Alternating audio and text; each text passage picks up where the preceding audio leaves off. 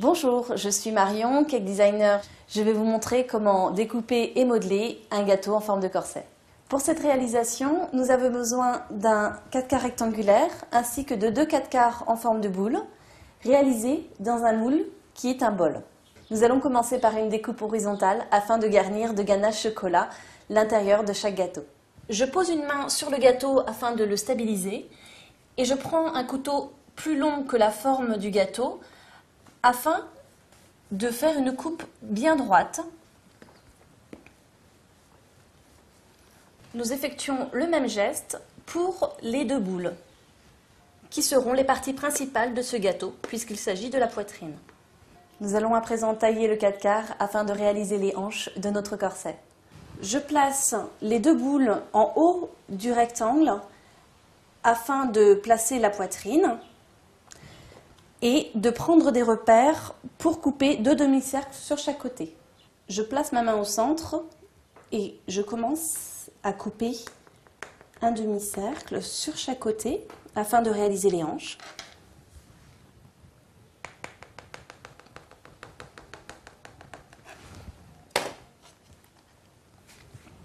La forme que nous souhaitons obtenir est celle-ci, c'est-à-dire 2 découpes identiques sur chaque côté du rectangle et 2 boules au-dessus du rectangle. Nous allons passer au modelage. Je vais donc garnir mes coupes avec de la ganache chocolat à la fleur de sel. Je mets donc de la ganache sur une couche épaisse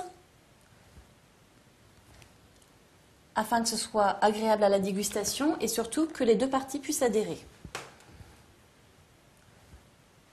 L'outil idéal est une spatule puisqu'elle permet de mettre la ganache dans les recoins et surtout de lisser.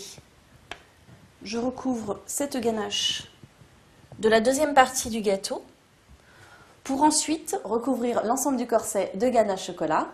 Vous répéterez cette opération pour les 2 boules qui représenteront les seins. Même opération, nous étalons le chocolat sur le dessus du corset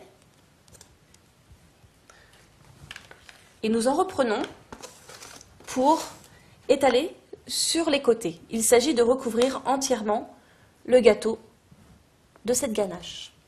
Une fois le gâteau recouvert de ganache, nous pouvons poser les 2 ronds afin de disposer la poitrine le plus haut possible de notre corset.